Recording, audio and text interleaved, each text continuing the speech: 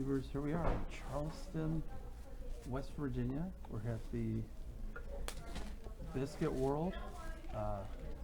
So it looks good. This is what we've got right here. I'm not sure what those are. What are those? Spiced apples. Spiced apples and gravy and breakfast. So again, we're in Charleston, West Virginia. It's kind of exciting. And after we're done eating here, we'll do a little tour of the town here. And then we'll be going to our first location, which is the Capitol Market, which is kind of exciting. Hopefully that's right near the Capitol. I'd love to take a look at it. It looks like a football building inside. All right, we'll go ahead and see you in a few. All right, so we're in the middle of our meal here at the Biscuit World. Tudor's Biscuit World. Tudor's Biscuit World. We just ordered a little bit of jam. Okay. I guess in different parts of the country have different ideas of what a little bit of jam is. But anyways, eggs are pretty good. I just think my country ham very good. Probably will need to see a cardiologist after this. Biscuit is really good. It has like a fresh biscuit. It hasn't been sitting around for 4 hours. It's really good. Is it good? That's overwhelming. Okay, so my co-traveler is really enjoying the blackberries and biscuit. No, you're making me sound like a pig. Okay. Anyways, get it. It tastes good. They did a good job. Say goodbye and eat. They're actually eating on real silverware, not plastic, at Tudor's Biscuit World. Gravy's really good. So far, great place. Highly recommend it. And this is on Charleston. Can't remember what street we're on. It's their main drag, anyways. So, all right, guys. So we just finished up here at Tudor's World. Not bad. So here's the neighborhood. A lot of older homes. Little apartment building here. That house looks like it's about ready to fall apart. So we are here in Charleston, West Virginia. Never been here before.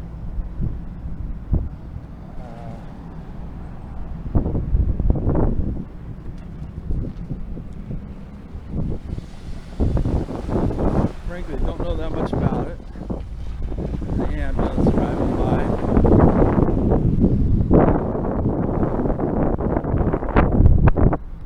Crazy person.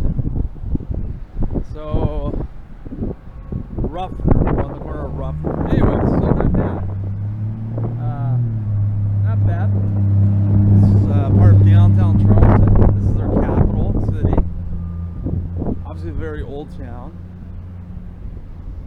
Some old homes, probably beautiful. They're kept up. As you can see right there. I think these homes, like that one right there with it's all boarded up. That sadly, I think has a lot of potential to be a beautiful home, but you know that happens. Neighborhoods get old and decrepit. All right, so we're off to our next location on Fat Guy and His Backpack, and hope you enjoy this part of Charleston. All right, folks, we are at the Richmond, Kentucky battlefield. Move my speaker out of the way. In Richmond, Kentucky. So this was man. Actually, this guy could pass for a modern hippie. There he is, right there. For Unionists, a friend of President Abraham Lincoln, William Nelson established a recruiting camp in Kentucky.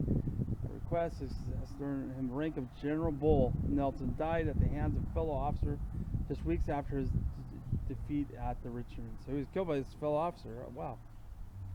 The Nelson family counted among his friends some of the most important families in Kentucky. Nelson, born in 1824 near Marysville, Kentucky. So this guy was a native Kentuckian. 46, suffered defeat at the Battle of Richmond, Kentucky in April. Part of the relief force that helped save the Union Army at Shiloh. In August, he commanded an army at the battalion Battle of Richmond in the last stand at Richmond Cemetery.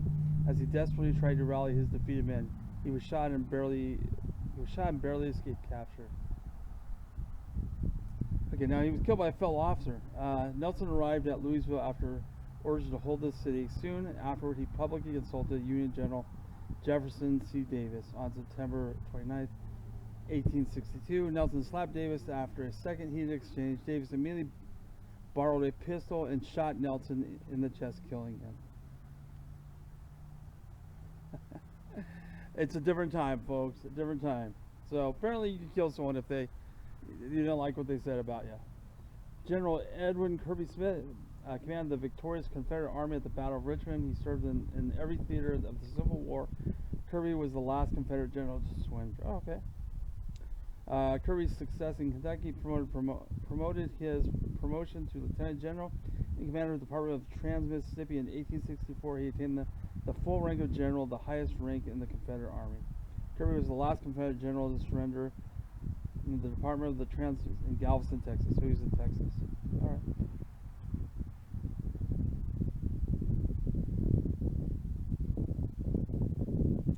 So he ended up being a professor of math at the South University. So there we go. All right. So here we go. So we're kind of walking through the battlefield. I've never been to a Civil War battlefield, but apparently this is where it happened. And we're going to go to the cemetery here in a second after we're done here looking at this.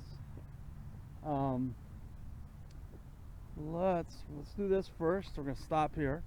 So imagine this.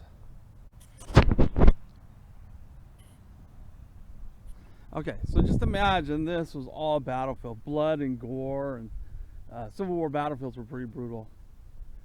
So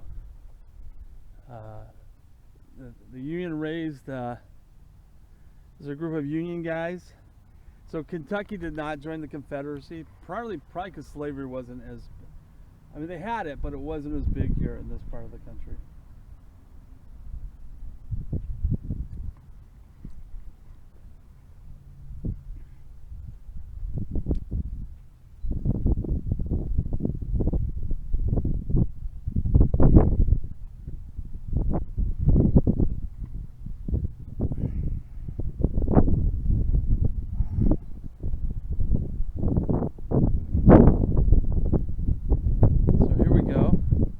This is the Battle of Richmond was fought right here in this battlefield. So I am walking where Civil War guys were walking at one time. So entering a war zone. All right, so let's go ahead and pick up one of these things.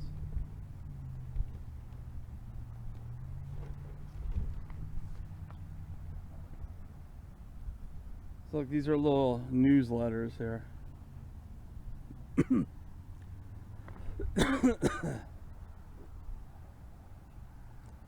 pretty sure this is closed, but hey.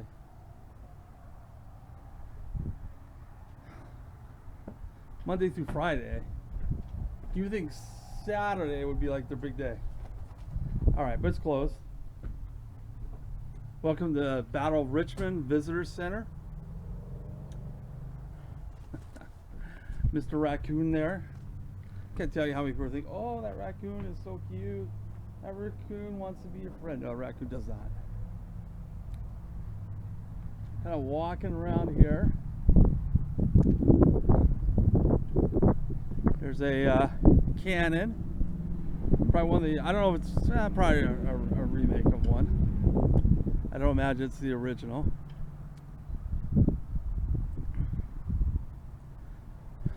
Here we go.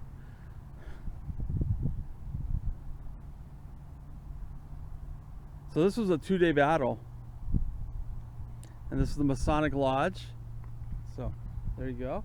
Way to go, Masonic Lodge people.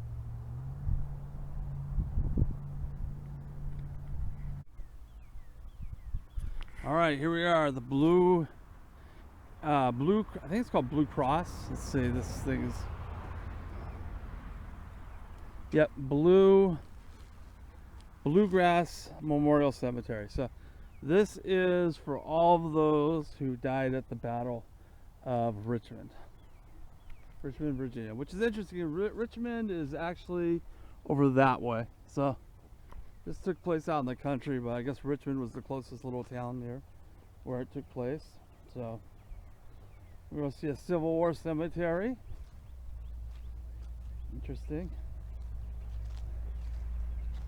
I'm surprised that there's plenty of room out here. They probably could put some more dead people out here. But maybe that's just the thing here.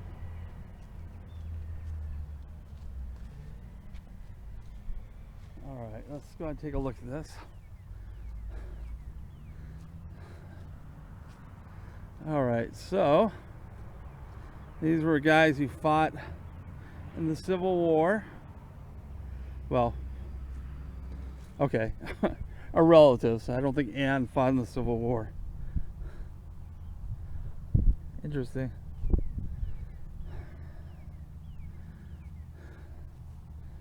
Yeah, one of these days we all end up here. There we go.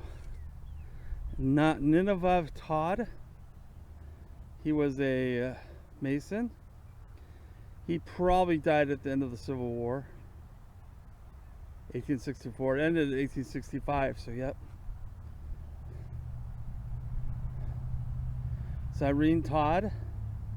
So they're probably married. So here we go. So this is kind of cool. 1840, 1894.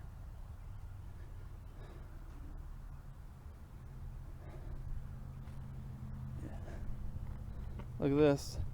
Top of this fell right on. Here it is right here.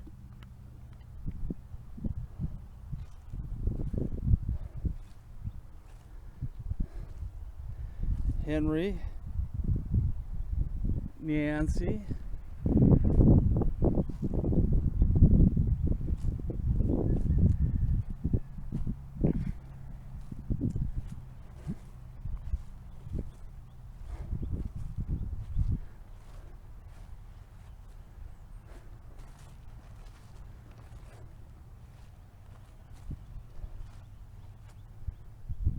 Died 1879. So this goes way back there.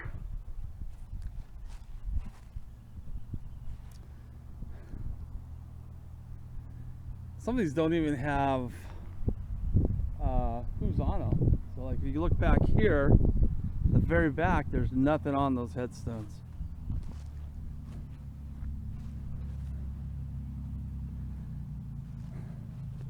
Here's one. This one broke off. So we have no idea who's buried here. Oh look, there's a hand. Someone tried to get out of this one. Kidding. It's just a log.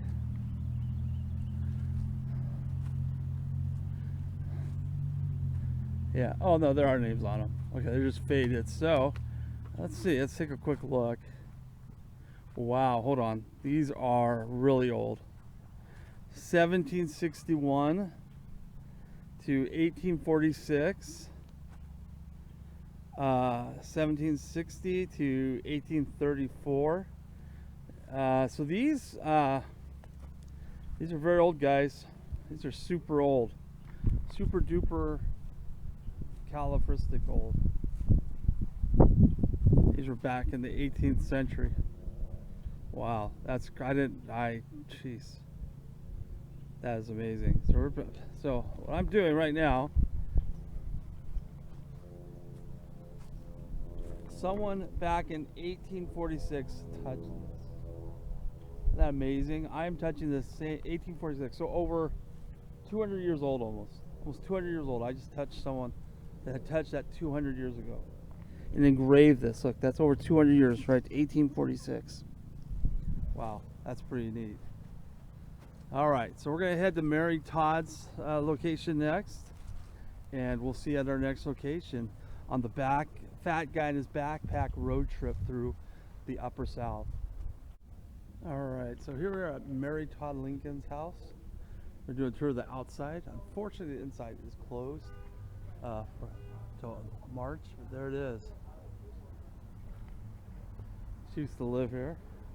And that church right there used to be part of the property. That's a new church built back in the 60s.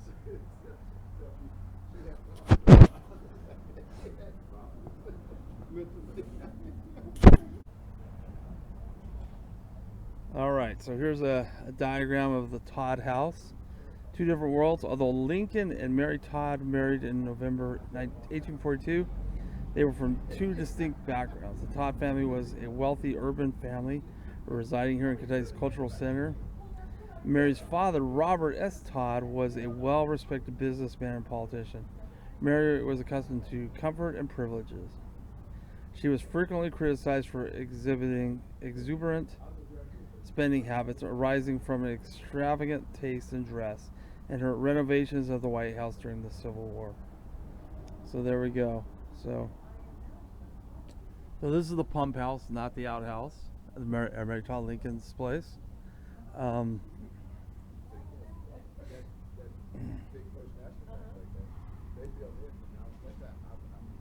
There's this Mary Ashley Cringer. This is a booth.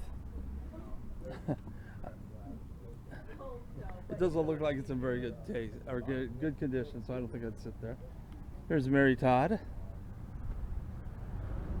There you go. She was a rich kid, basically.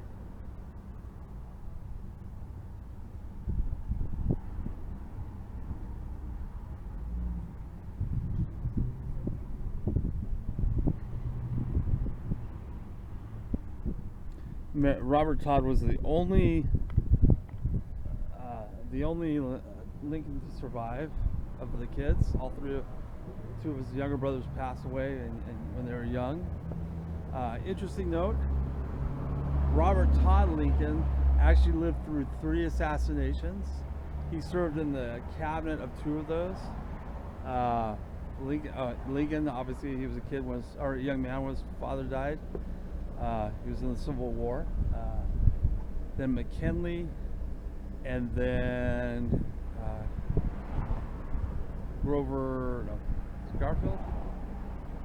Garfield or Grover Cleveland, one of those 2. He was actually in the train station when it was Garfield. He was in the train station when Garfield was assassinated. And Garfield would go on to die 3 months after the assassination.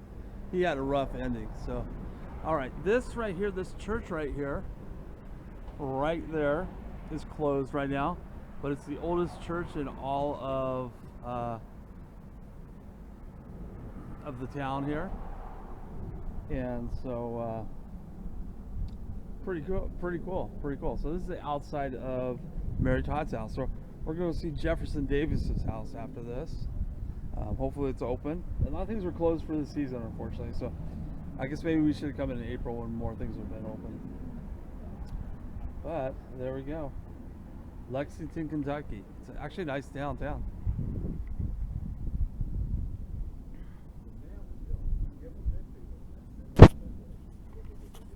For my YouTube channel called Fat Guy in His Backpack. Check it out. Anyways, come and see the House of Bourbon. There we go. Look at right there. Got a free sticker and kind of walking around here.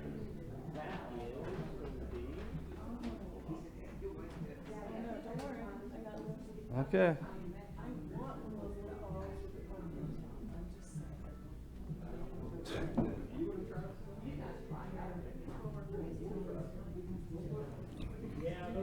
So here we go, walking around here. This is the cigar room.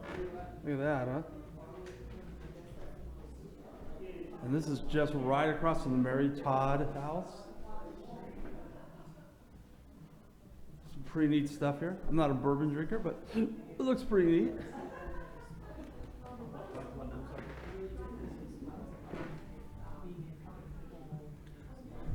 Oh, yeah, absolutely. Lots of folks who try to do that.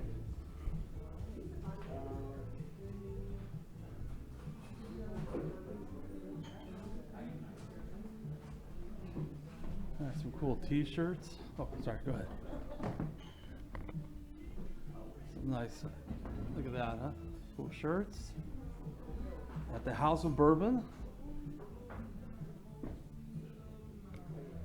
And there we go. That's That's it. Pretty nice place.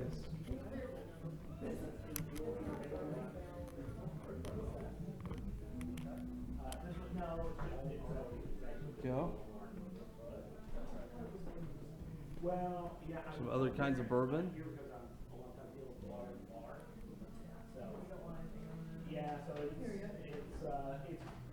very cheap and if anything happens to that. That's good.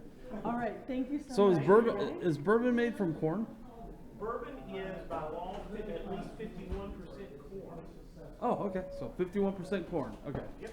I knew that much about It's it. fair, it's often more than that, but legally it has to be at least 51%. Gotcha. Gotcha. All right, out of curiosity. All right, here we are in Lexington. Kind of on Vine Street in Lexington, kind of a wealthy area. This is where Henry Clay used to live.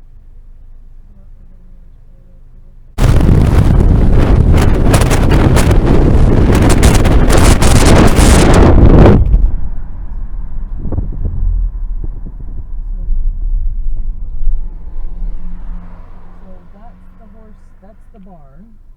I'll show you.